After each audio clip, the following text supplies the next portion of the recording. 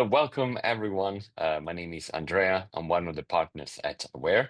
I'm also a business psychologist and an executive coach. And Awair are Hogan distributors in three countries.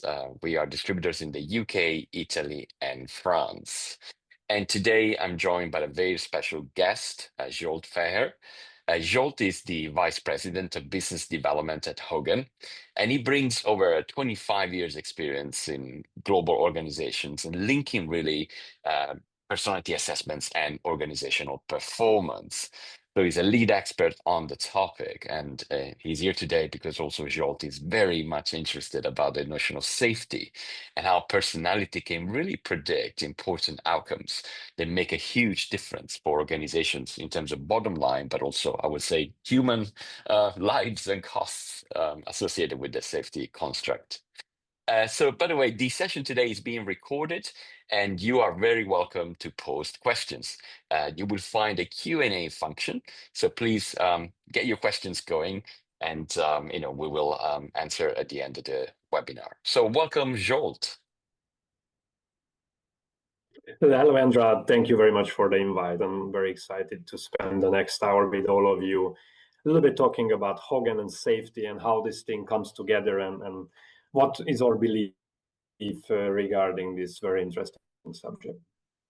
Yeah, no, that's really interesting in a way because the first question I had for you was around really safety, this construct, this notion, because Hogan is perhaps more known in leadership and management circles, assessment, selection, development, and I suppose the links with safety are a little bit more hidden and less known. So, in terms of history, how did Hogan come about to research safety? Where did it all start from? Yeah, I think it's very important to a little bit talk about this subject because sometimes this product line, what we have in focusing on safety behavior at workplaces are in the shadows. So like even when we have long-term relationship with partners and clients all over the world, as you rightly point out, we're more known in the leadership selection and development circle, but we try to be relevant for each and every step of the employee life cycle. Let it be really mass selection, really be even working on blue-collar workers, which is, in case of safety, is going to be very important. Right at the beginning, when Hogan Assessments started, early 80s, mid 80s, early 90s, our founders, Joyce and Robert Hogan, was very much interested in different notions, how we can predict individuals' behavior at workplaces and how we can predict how they're going to act in different situations. And already at that time, safety became one of those areas where they get the interest besides leadership areas. And also, there was a historical event. We have to say that's definitely influenced the company to move into this direction. We all remember what happened almost 25 years ago in New York when the flights hit the World Trade Center tower, and after what happened to the whole industry of airlines all around the US, and especially the airport security. That time, Hogan got an assignment from the Transportation Security Administration, known as TSA, to do something about the subject. And this is where we really pushed the pedal harder and started to focus on how we can really actually predict individuals, how they're going to react when it comes to safety-related behavior. And again, I mean, as we are known personality assessment company, we believe that's one of the strongest data point to look at. At any point of time when you want to make people-related decisions, one of the strongest points is personality. So we thought, obviously, it's very important that we considered using personality as well when it comes to examining if individuals are going to be more or less prone to accident.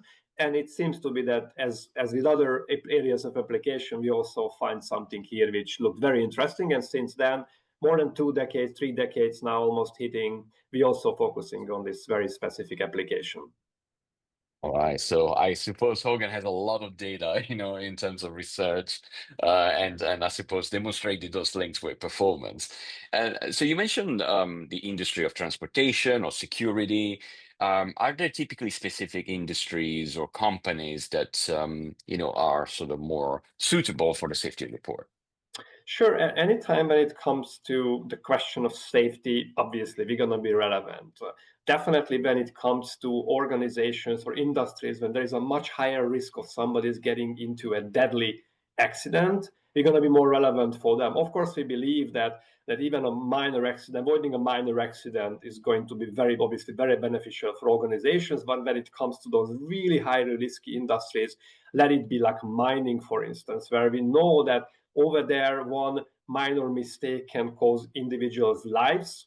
If we can avoid that, of course, that's super important for those organizations. So typically when the risks are higher, the stakes are higher, this is where we're getting called off. And that absolutely, these are mostly, as I just mentioned, mining, energy industry, oil and gas industry.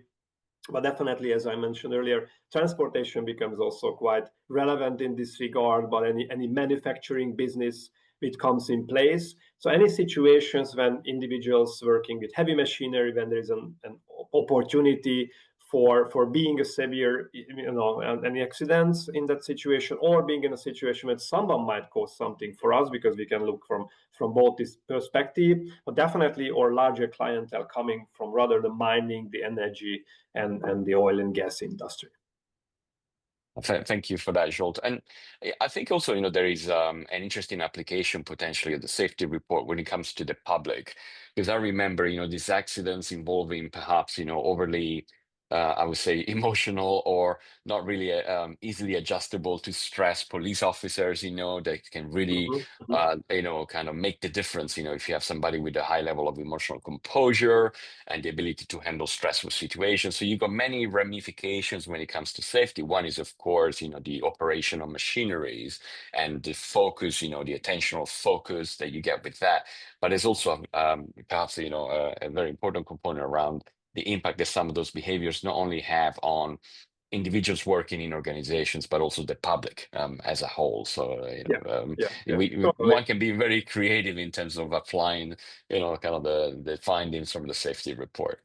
Yeah, and I mean, like, let's just think of really safety as a well-defined set of competencies. What you need to be able to run an operation without any troubles, basically. So that meant, even at my first example of when we went into focusing on airport security personnel, this is exactly the same thing. They're not going to be an accident per se, but if they are not following specific rules, if they can be distracted by some specific areas, if they're not trainable, so all these components are going to be very visible for them. You're going to see it during the presentation about all the components and the let's say those 6 areas where we try to focus at. Those are having correlations not only with a very straight focus on avoiding an accident, but many other things. You're going to also see it from a case study which I'm going to show later on, and it has other implications on business. So it has a lot of interesting areas. What also we need to also highlight at the very beginning that, and of course this is a very, very specific focus. Like, when we use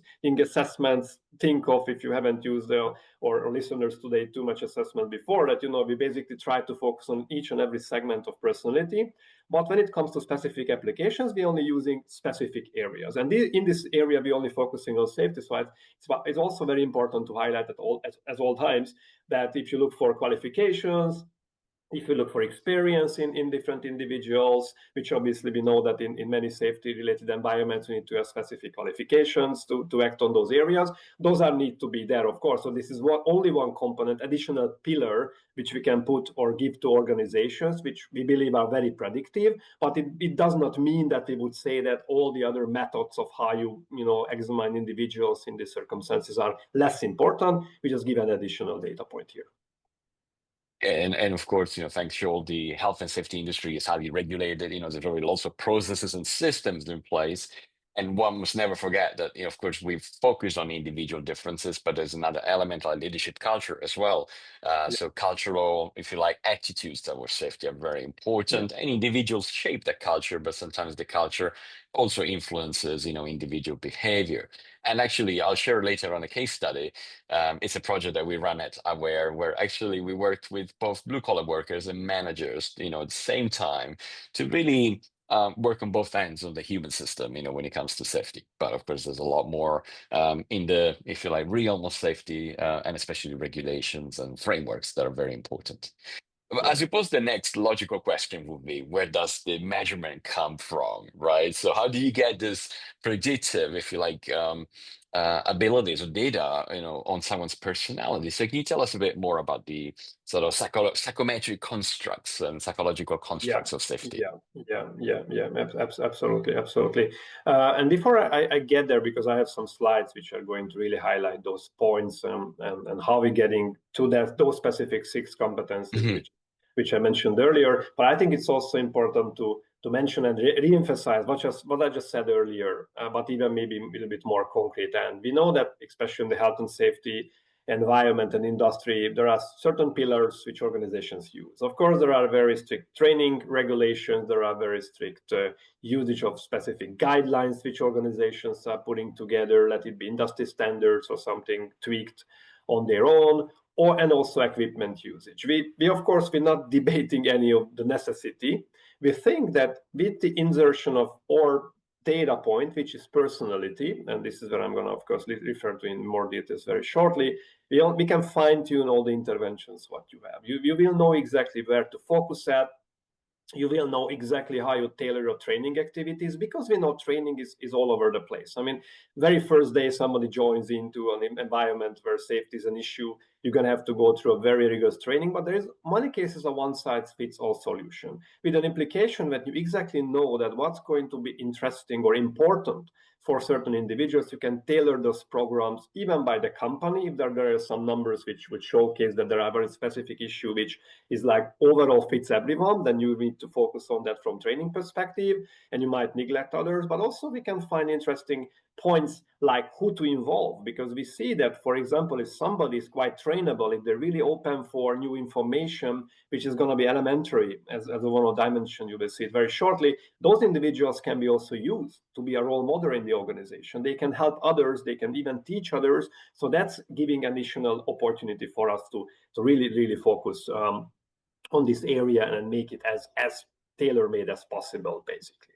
So when it comes Right. to the construct behind, and let me share my screen, and hopefully you're going to see it. Let me just put it on a Okay. full screen mode. Certainly, when we're focusing on the construct itself, I mean, if somebody's familiar with Hogan, at first you would think that we are thinking about an unusual working environment. So probably we need to use the famous dark side component of Hogan, but actually that's not what science tells us. It looks like that, or regular Big Five focused HPI, Hogan Personality Inventory, which is mostly showcases as we know, the bright side of personality, is going to be the tool what we use in this case. So that's going to be really the construct behind of what we would like to achieve here. And there's also from usability perspective creates an easier application, because there's only one instrument, one battery, what the individuals needs to fill out. For this was the instrument actually where we used paper and pencil version the longest time. You can imagine why. I mean, like, you can think of rural environments in the middle of a country where you have no access to computer, even just a few years back. But now we are obviously back in the more computerized version.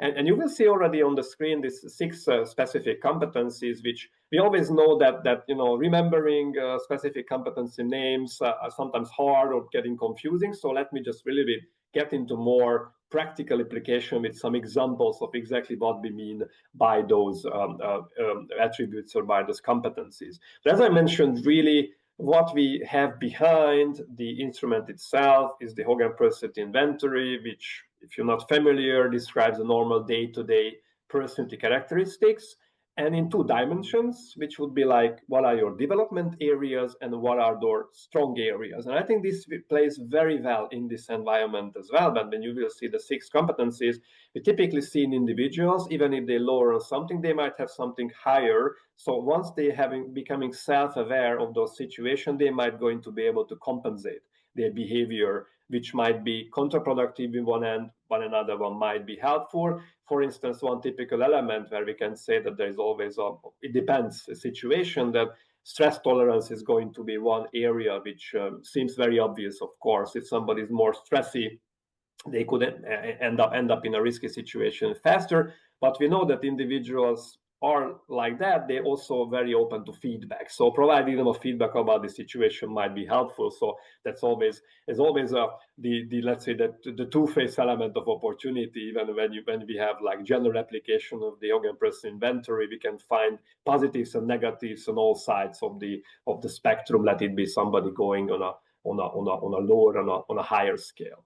So when it comes to the specific competencies, the first which I wanted to highlight, and I wanted to highlight it with a very well-known unfortunate situation, unfortunate accident. It happened 40 years ago. I cannot believe it was 40 years ago, almost in Chernobyl.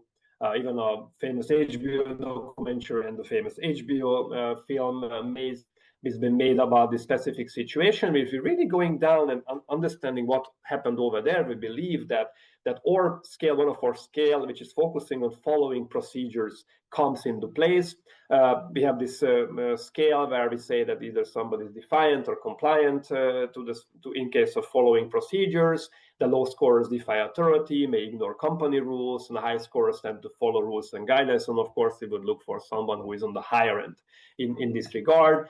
We all know what happened and how devastated it was that accident in 1986. What was the cost of the whole rebuilding, and even right now we know that the sarcophage, which has got injured in the recent situation in Ukraine, actually, because the Chernobyl is in Ukraine right now, it might need to add replanes for like $2 billion or something like that. So it even has consequences of today, but we could really see that the accident was even officially attributed to the power plant operators themselves who violated the plant procedures and ignored those safety requirements which were in place. So this is, I think, not a great, because I wouldn't use for such a situation great, but just a good manifestation of saying that, okay, even if you have rules, very well documented rules, like in an atomic reactor, if people are not able to follow those, and not because they don't want to, but this is how they personally place their parts on a day-to-day basis, this can actually end up in a situation when they're just not following those procedures anymore, which they might be,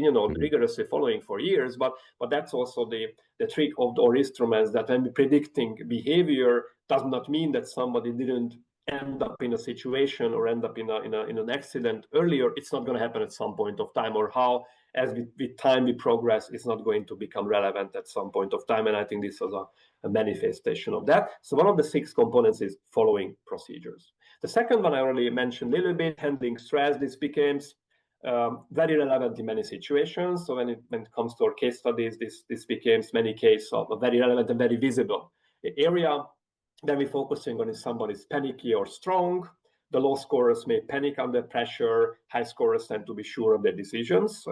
And there is another unfortunate accident with a continental flight, which you might also recall was not that long ago, 2009, over New York. A continental flight went down, and then clearly, if you look into the black box and you look what happened with the cockpit, really it seems like that the head pilot panicked and pulled the nose of the aircraft up, and causing really to stall, and in the end crashing in this situation. But again, I mean, this is a stress area. Is many cases are relevant and also visible point. And when we did a couple of our larger studies after implemented several projects, mostly with energy companies, it turned out that in many cases focusing on stress was an issue or as an important point. So an intervention immediately comes in a possible opportunity here to try to help those individuals, which of course in this situation we had a pilot there, but many cases, let's think of that we're dealing with blue collar workers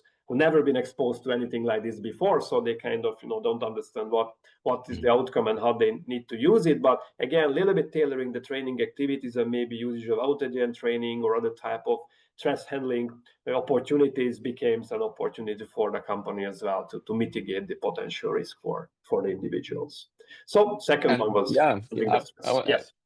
Like, no, it made me think as well, Zsolt. I suppose a more positive story as well. It reminds me of Captain Sully, who landed the plane in the Hudson And if you listen to the recording, it was ice cold. There was no degree of, oh, sorry, introduce me next Here slide. we are, right But spot on. And all it's right, great so because yeah, next it slide. looked very spontaneous, Andrea, that you came up with Yeah. this. I think it was spontaneous, but that's my other side. Absolutely. We thought that here a little bit it was a little bit different because it probably not was this, it was not the handling stress situation, but more like the emotional control, that they were not losing their temper. So in that sense, Captain Sully, absolutely, as you pointed out, he greatly remained calm and just avoided the situation, to really stepping out of, from his comfort zone, basically, even with this very, very severe situation, as rightly pointed out. And it's interesting that the previous situation happened in the other side and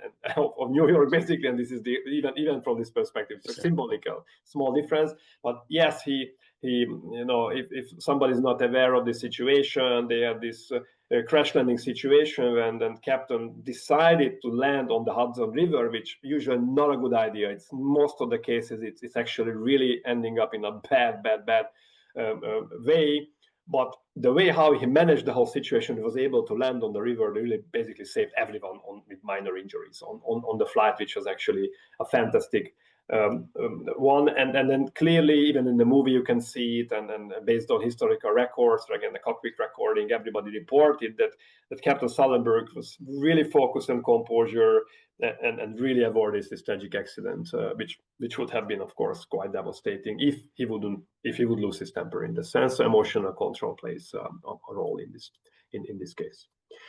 Unnecessary risk taking is another point, which seems obvious, but also like kind of finding out what is unnecessary is of course quite important in this case. Here we're looking into individuals who would have reckless or other cautious behavior. The low scorers are prone to taking unnecessary risk. High scorers tend to evaluate options before making risky decisions. Of course, here we can always lament if you want to push people to do something quicker or slower. So that might be an intervention. We have seen it several times when this scale came into the discussion, that as one of the areas for certain organizations to even criticize individuals that you are very cautious, which could be a stronghold from safety perspective, but you have issues with timing. So how you play between these two, and I think this is a point where the company needs to make a decision. If they want to keep the safety level in a healthy situation, then Jesus have to let people think through the processes, and they shouldn't rush that specific problem to be solved. So that's just an interesting issue. In this specific situation, when the case study is talking about, we focused on a cruise ship accident, the Costa Concordia, when unfortunately there were several individuals who died because it seems like that the captain was found guilty because he just kind of recklessly thought that he knew so much the seabed in that area that he went very close to the seaside, and that's basically caused the whole ship turning side, as you can see it on the picture, which costed a huge amount of damage for the company, for the environment, and everything. And then obviously this even resulted an issue for the whole shipping industry or cruising industry from that perspective. So taking unnecessary risk is definitely going to be a point. And again, here this is a great characteristics of how and a certain attribute, a certain competency means different things in situations. I mean, here again, I need to emphasize that we're focusing on safety, and in many cases, we even ask organizations to not to test leaders or even supervisors with the safety instrument, but really focus on people who are on the line of implementation, because they are the ones who needs to follow certain pattern. Obviously, as a leader, you might have a chance to turn new ways, new ideas, maybe sometimes taking manageable risks. But here, when we're focusing on the lens of safety, you just need to keep the good old ways and not taking additional risk and additional areas which are untested at this point. So unnecessary risk on another one. And last but not least, training and development, of course, comes in place. We know it, we mentioned it, one pillar in the whole safety world is really focusing a lot on training, which we believe is not enough. We need to have really tailored way of how we do it. And also, it has definite implications.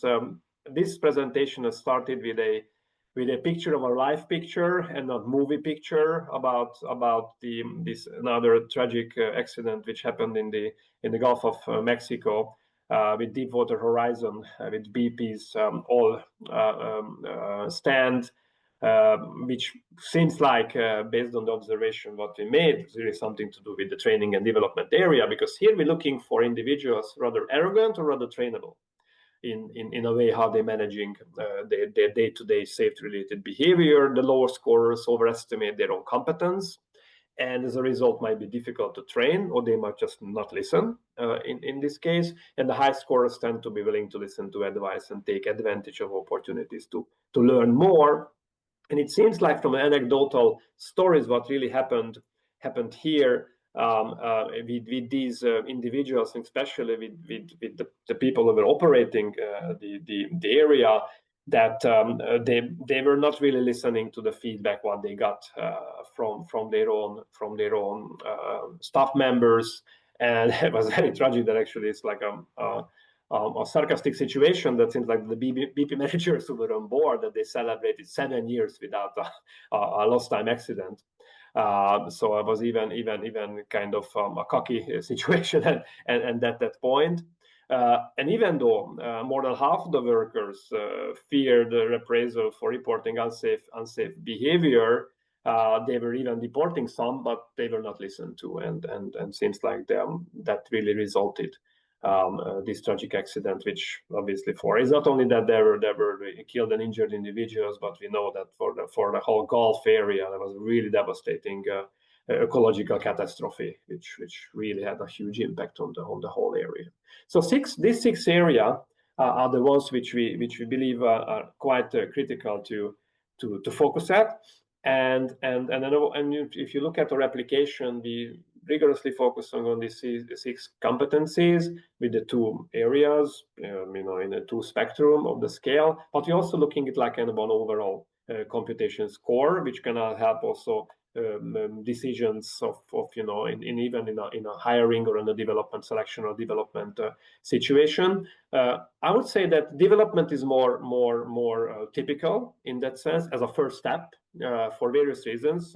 We can go into more details on that one, but definitely selection is really a best way to make sure that you're only getting those people on the board who is also considered, as I said earlier, not only from qualification, from industry standard perspective, from work experience perspective, but also from this lens as well.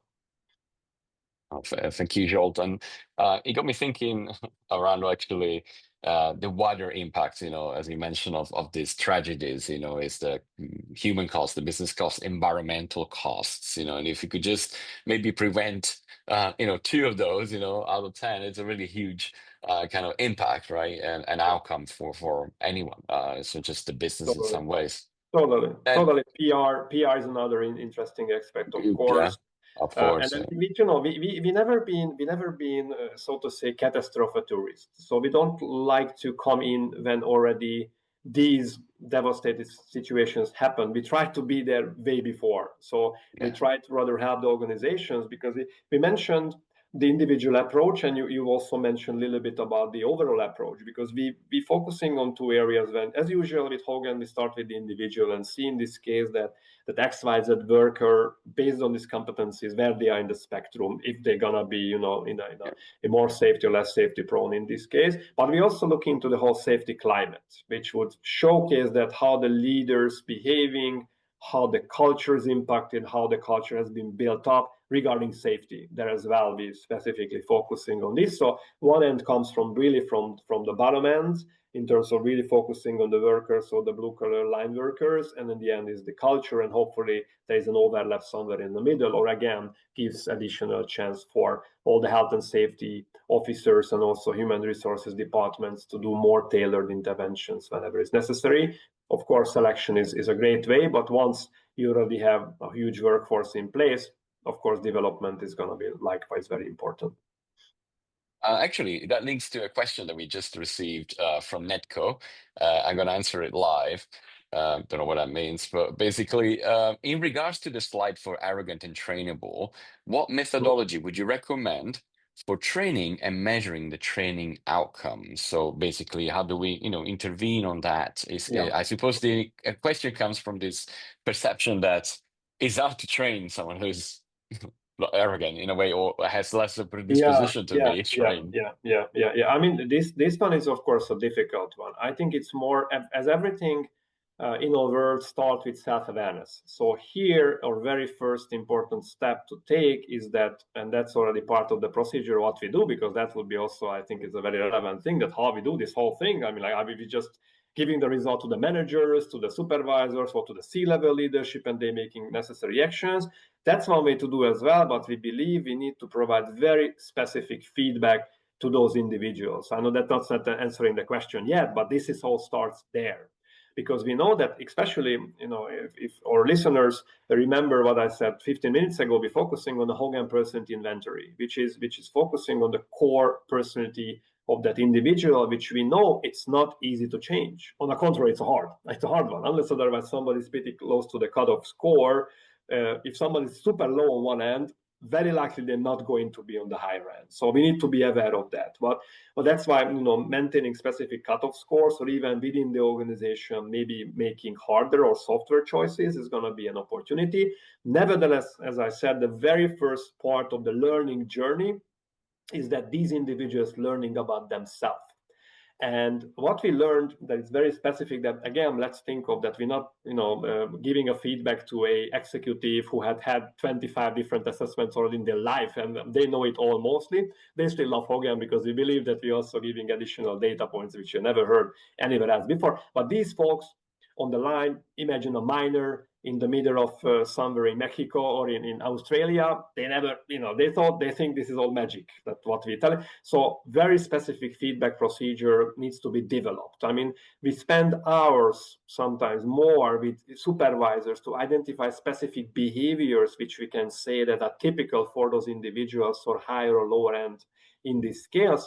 And then we have this very specific feedback session for these individuals who, again, they're going to see an industry organization psychologist, but still a psychologist, so they feel that they're going to end up in a therapy session straight away. So have to be approached very carefully.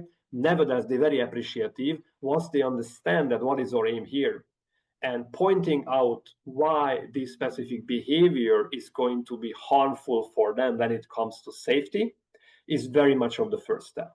So I mean, that's already part of the whole process. And of course, their supervisor knowing the outcome, the day-to-day supervisor, and the leaders of the supervisor, so they can constantly monitor these individuals and remind them, making sure that they're getting the appropriate training level. That's going to be elementary. And then, of course, we can do further areas when again, what I just mentioned again earlier, that little bit different work allocation. If, for instance, if there is a working group where maybe like 3 to 5 workers, when everybody's low on the training and development end, everybody's more on the arrogant end, let's insert more individuals there who are going to be more on the trainable end, because they're going to be the ones who are going to uphold, let's say, the secret sauce of generally being more open to training, and they can be on a day-to-day basis more supportive for these folks. So I don't think that this one specifically, and that's the real answer for the question, is going to be something where people sit down in a classroom and suddenly they're going to be more trainable. It's more like how we can do step-by-step control in this, and again, making sure that their self-understanding why is it important that their area, when they're not trainable, or when if they're not listening to specific messages, that's going to be very harmful for them. And yet again, let's think of maybe, with other scores, as I said earlier, if somebody is on the stress handling area also on the low end, they might be actually listening to feedback, but they might not consume it for some reason. So maybe there's a chance over there to double down in this end. But I think, in this case, let's not think of a classical classroom style of intervention, more like making sure that you understand this filter about that individual in a development situation. And of course, in a hiring situation, you can just make your call to say that, okay, is this important for me or not? If I know that I have a highly regulated environment when rules are changing on a monthly basis, it's a deadlock. You shouldn't have such an individual on board, because it's going to be super relevant. It's not like when an industry where you learned something a year ago, it's still relevant. there might be some more flexibility required. So I think that's an important point to take into consideration. But nevertheless, as anywhere else, self-understanding, self-realization, why is it important, is going to be the first step. Thank you. And as I said, I know that Hogan has a wealth of data and research, spanning 40 years on the topic. I think it's unparalleled in terms of the availability of that data and the quality of that research.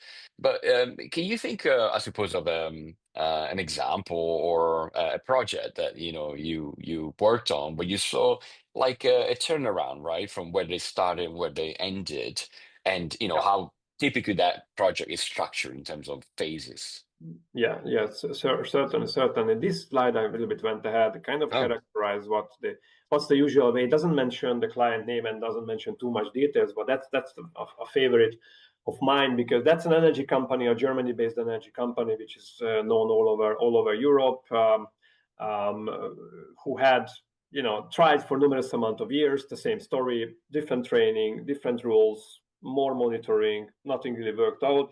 They had on an annual base 11 deadly accidents for various reasons. Most of the cases, these were the workers who were working on the high power lines, when they have to climb up on the poles and then fixing the cables in case something happens. And there was like a quite, not in one country but in a region within Europe, they had this really high amount of deadly accidents. So they looked for alternative solution, and they came across of Hogan.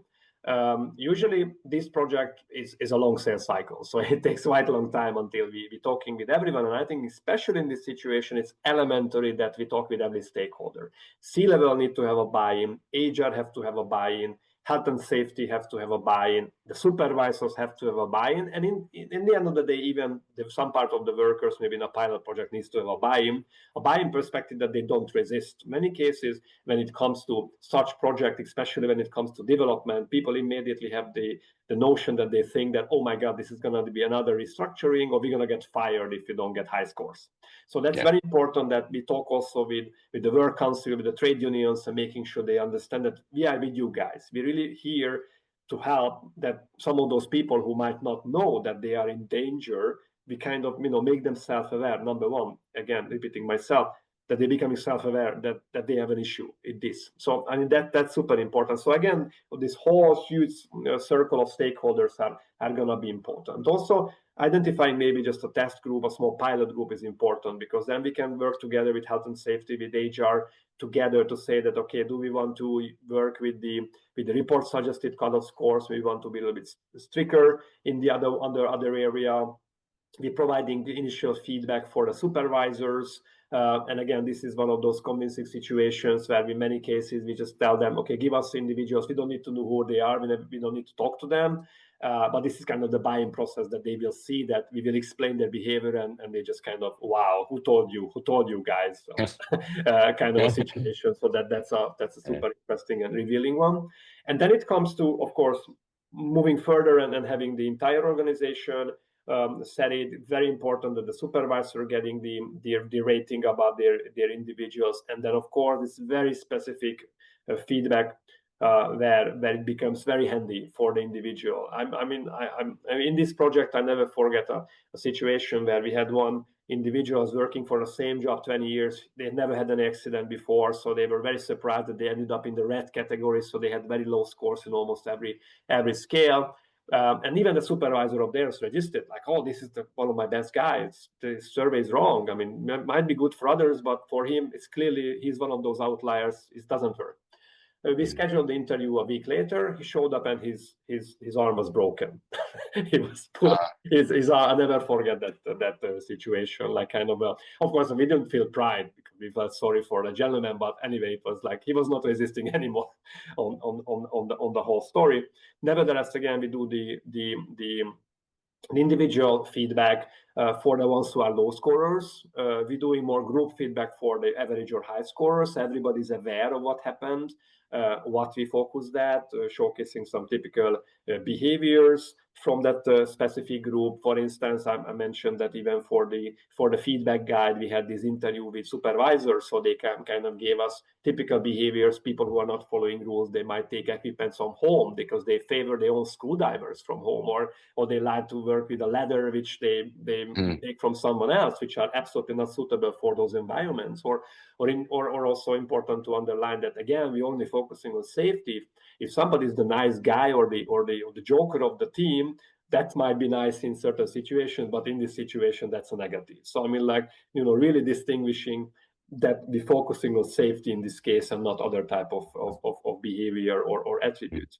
And then it comes again, the real intervention at the end, and making sure that people understand that this is again one lens, one pillar of the whole safety procedure, and then working together with HR to see how we measuring back, what we have achieved in this case, how we tailor the training activities, how we regroup the different small groups in the organization just to make sure that they're going to be able to watch for each other. As I mentioned, maybe appointing ambassadors who are going to be able to represent those point of views, and then of course giving a very rigorous follow-up and understanding for every line manager. So they're understanding about their own team, who they need to watch for. And I can report on this. That's why I'm always mentioning this specific case study, because you recall I mentioned 11 deadly accidents every year since then, and this project runs almost 15 years now. They have zero. So I think that is a very heavy. And in this case, we only use the individual reports, which we kind of put together in aggregated form, and then we created very specific feedback structure. So we haven't really used the safety climate survey, but that's usually another angle as well, as we mentioned earlier, that we try to focus on. That in this case, we only had the specific intervention with the safety report, and really we a little bit worked on the scales, so we were not using the report suggested scale cutoff scores in the scales. A little bit made them stronger because that was the requirement of the organization, but it turned out to be a very beneficial exercise, because obviously, and that's like the end of the story here, once you have those cutoff scores tested in the existing working population, you just use them for the selection from there on. And then Absolutely. basically since then it's like thousands of applicants went through the safety assessment as well within this organization, and we keeping the standard, knocking on wood. Yeah. Yeah, so as you said, the foundations, I suppose, for building that pipeline of safety conscious workers, right? Yeah. And I always thought that was the golden opportunity with research and safety, because if you're familiar, for those who are familiar with organizational research, it's really difficult sometimes to measure outcomes. Some job families and performances or metrics are very fuzzy. When we have Yeah. to measure leadership effectiveness, we know that we have to use a blend of different approaches and qualitative measures, quantitative. But with safety, it's very measurable actually, and that's Yeah, the golden absolutely. opportunity. We can show in a relatively short time what kind of impact these assessments and information that the data can make. And here I wanted to share also a business case study, as Aware. So we worked for a couple of years with a major construction company, and they were completing a new metro line. And like in your situation, something was not working out. There were lots of delays, lots of accidents. And what we did, just like this mapping, first we engage with all the stakeholders. Without that wider engagement, you don't get really the support and the curiosity towards the initiative. Then we did structured interviews with site leaders, trying to understand, what's going on here. What's your view around safety in the organization, and maybe when things go well and when things do not go so well. And then we administered the Hogan assessments.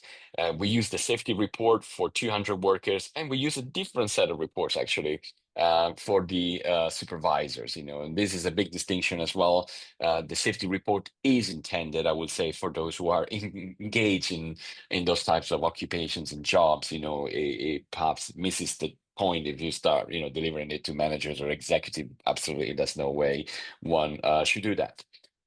So we put all the data together, and what we did, if you were a supervisor scoring low on risk, on the safety report data, then you would become a mentor, and that would improve actually safety leadership. So you would mentor other supervisors around the, kind of characteristics and mindset that would drive and behaviors that would drive safety. And then we did actually feedback, one-to-one feedback to all the blue collar workers, as you said, you have to position that, in a very safe way, because there is an implicit understanding that if you don't score well, there could be consequences, but it's not the goal at all. This is to inform, enhance self-awareness and just make people aware of, blind spots, I suppose, things they may not be aware of. Well, at the end of this program, it was 18 months, and we saw, the company saw a reduction of 30% in accident rates, in just 18 months. And if you translate that in costs, human costs, environmental costs, and bottom line costs, that translates to a lot of Yeah, positive yeah, outcomes, yeah. and not, nevertheless, money.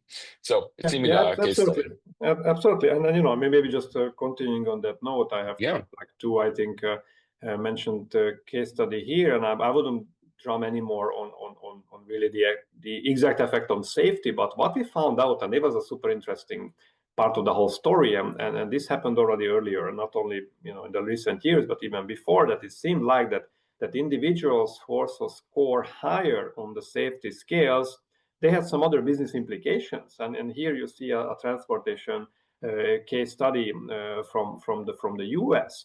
And you would see that even we have seen less requests for compensation claims, obviously less rule violations, so traffic tickets, all that stuff, less drug usage, and all that other implications, obviously less accidents, but also less customer complaints. So that's why, as we said right at the beginning as well, that it has this interesting additional lenses. So for any parcel delivery company, I think we can only, with the usage of this data set, only focusing on this report, we can take a lot out of it. I mean, like, of course, if somebody's getting into this business, all these components of and outcomes are going to be likewise important. So even seems like that individuals doesn't need to be only safety prone in this case, but they're going to be able to focus on other stuff as well. And this is exactly what we figured when we worked with the TSA.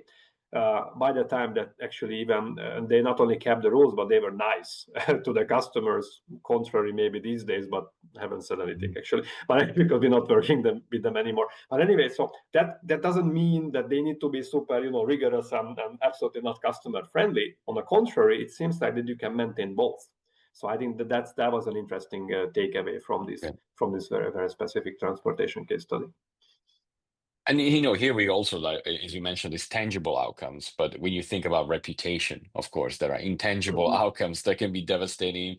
You talked about some big brands today, right? And if your brand, if your company, if your identity becomes associated with disasters or risk and lack of trust, and you undermine the consumer trust, then the with the intangible are possibly impossible to calculate, just because how damaging they may be.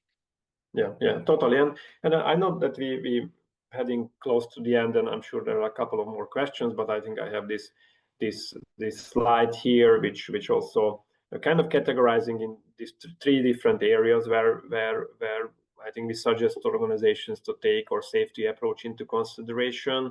We're having the assessment there, which, yes, in a best case scenario, starts with hiring the right employees, and once they're on board, making sure, even though they have some challenges, they understand where are they coming for, and they're getting monitored, and more importantly, coaching. So again, this is referring to the question earlier. I wouldn't think that this is going to be really a modification in every case. There will be some areas where you can actually make classroom style of training, but here I would say maybe the coaching part is becoming more interesting, that really they understand that, as I said, maybe one aspect of their personality is beneficial in certain circumstances. Maybe in this circumstance, when focusing on safety is actually not good. So how their personality affecting the workplace safety, definitely making sure it's real world industry specific situation they really understand, and really around that individual safety related targets. So they have that ongoing process of self-awareness, and then which hopefully manifested in a behavior change, like in any other development program, but in this case, of course, with a very important outcome. And then, yes, in the end, we can also coach the managers, not with this safety tool. Again, disclaimer: don't use this safety assessment with managers, but you can look at the climate survey, what actually the individual is going to talk about or say about the managers in this case, so that if the managers understanding that data as well, they can be coached too, that what other instruments, what other ways and procedures they need to implement to really develop the safety culture within that company. Thank you. And just to inform everyone, I would say in the webinar, do Hogan have their own, I suppose, proprietary climate survey Yeah. Yes. tool? Yes. We do have the safety climate survey as well. Yes. Right. So I suppose then you can really measure on all angles, Yeah. Yes. And typically, this is a technical question, just, how much data do you need in order to make meaningful, if like inferences about the culture and people? I would say, maybe already with 100 respondents, it's already meaningful. 200, it's even better. So I think anything around that line is already going to be good. Of course, depending on the company side as well, because if even there's only 25, 50 individuals, but they are the total workforce, that's already going to say something about. I wouldn't, make a study about it, but at least already giving some meaningful data point. In that case, of course, the individual results are probably playing more important role to make sure that any intervention is going to be more beneficial than previously. And as a practitioner, have you found, let's say, some specific industries right now or in recent years where there's an uptake, in terms of the safety report versus others? I think it's basically the same pattern.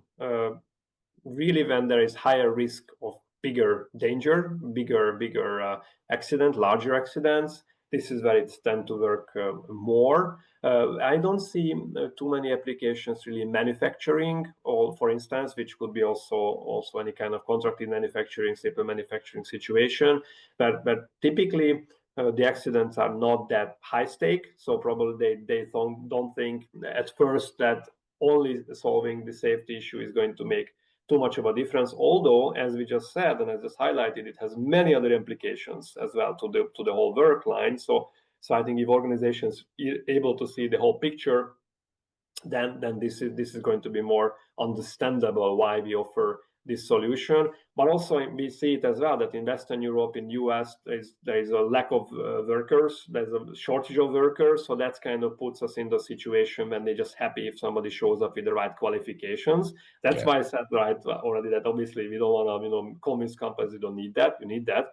And we know it like with welders and many other different professions. You just you are just hunting constantly. So we recognize that, but we think still, even that regard, even if you hire the guy, it still makes sense that you go through the assessment and right at the beginning you give the person a feedback about the specific safety related behavior to avoiding further situations. So, but definitely that's influencing the usage of if certain industries have less individuals who are available on the job market.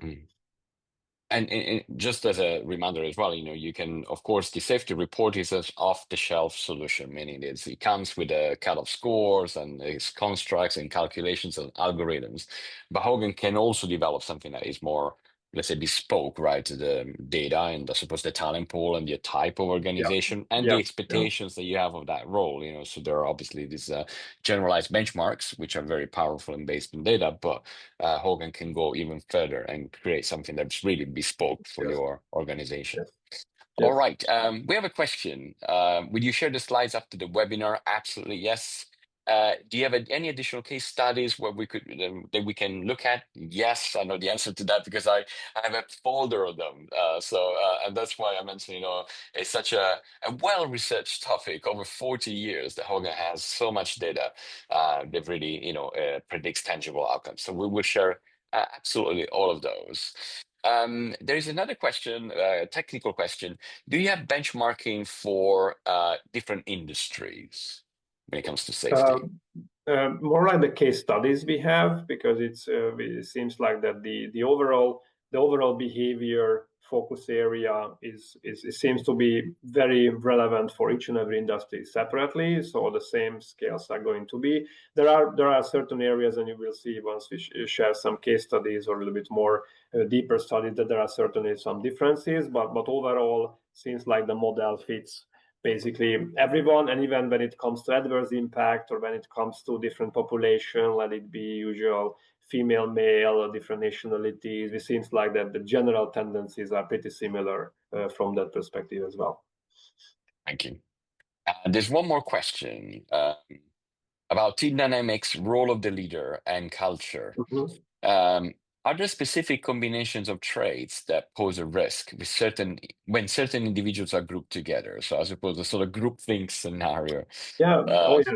Oh yeah. Clearly, I mean, like each and every scale, if there's too much on the negative side or on the developmental side in that specific group, it's going to be an issue for the whole organization. So I mean, like I don't have like a magic number, but I would say the majority of the individuals having risky area, and there's no one who compensating on the other end, that could be obviously an important area. And then, of course, I mean, like we haven't talked about the role of a leader here, because many cases we see that we are called in for a project because safety becomes not only a PR issue but also a compensatory issue. So many organization leaders are compensated if they have zero accident rates, and that's kind of pushes them to make actions in this regard. Of course, I mean, like in an ideal situation, just doing the right thing and making sure that people are going to be safe all times, whatever they do, not just because they have a different measurement or a kind of a push situation from owners or from board level. They still understand why this is important, but of course that helps if we can figure out that there is a strong financial indicator as well behind, if individuals are creating a more safety related working environment. And actually, that was the sub question, there's a second half to that question, and there's a new question, both focused on leadership, right? So the sub question was if, sometimes risk taking is part of a leadership kind of expectations, competency framework, taking chances. So how can leaders pursue their own behaviors while at the same time foster and role model a strong safety culture, if you know what I mean? Yeah, I mean that part is also going to be very much dependent on the position of the individual. It is really an implementer leader position, a supervisor position, mid-level position, or a C-level position, because of course that's going to be more important as we go higher and higher in the food chain, so to say. This is going to be more important. I mean, it really says so, and this is, I'm just quoting Dr. Hogan really here, because up in the C-level, this is where vision and mission is going to be the most important. In the mid-level, you're likely a politician, and the real leadership level is happening on an implementation level in the supervisor level. So this is where all these day-to-day management becomes more important, probably less chance in terms of ideation and creating completely new ways. But balance is going to be critical. And here, of course, as I said, here the company has to make the conscious choice that they are valuing safety over innovation in some cases, which could be a compromise. As I said, also, like, do we want to run fast or do we want to be more safety conscious? And there has to be a decision on the company that if they run faster, there might be more chance that the environment is not going to be that safe anymore. Thank you. And the follow-up question was, is safety training more important for leaders or subordinates, or both? Now, my experience would be both. At least, that's what seemed to have worked for us, with the case study we talked about. What's your view? Yeah, both, but different angle, of course. Again, I mean, like I'm just again emphasizing more the behavior change starts with the self-understanding on the individual level, on the blue-collar level. And for the supervisors, more like detecting and understanding, giving them more tools to categorize their people. Because, of course, this lens is maybe going to remain unseen until the real situation comes. Can you imagine that for years and years running a routine operation, and sometimes one big thing happens, you just don't know, you cannot predict how that individual is going to react. We give them a tool to be more aware of how they need to be, which are the individuals which are likely going to be okay, so you don't need to do extra supervision on them, but this group of individuals where you need to take additional. So it's very practical. It's not necessarily only the training, it's more like the day-to-day management and style, how to supervise these individuals from management perspective. Thank you so much. We still have one more question, but we're almost out of time. But don't worry, it's a very important question. We'll answer it via email. So we will get a copy of the presentation. We will get a copy of the recording, a link to the recording, and anything that is not answered, will be answered via email. You will get the case studies. So there's a world here to be explored, I suppose. And I wanted to thank Zsolt as well for the very insightful and engaging kind of presentation. It's a fascinating topic, at least for us, obviously, since we're here. And I think, there's so much opportunity there to make real change. We're always sometimes accused of, doing stuff and using psychometrics. We don't actually know if they work, but actually safety works. We know that, so we can actually start Yeah. using it. Yes, and again, thank you for our listeners. And just let me end with a sentimental note, which is, I have to say it. I know it's going to sound sentimental, but here we're not only making $20 more for a salesperson if they get into the right job, or a leader, 5% more on return on investment, which is of course very important, but we're saving lives here. And that's just very close to my heart. I cannot not say that this is a little bit special from this perspective. Meanwhile, we also have all the business implications. I think it's important to underline. Thank you, Zsolt. Thank you, everyone, and stay tuned for the next supposed webinars. We'll be in touch with the topic and dates. Thank you so much. Bye, everyone.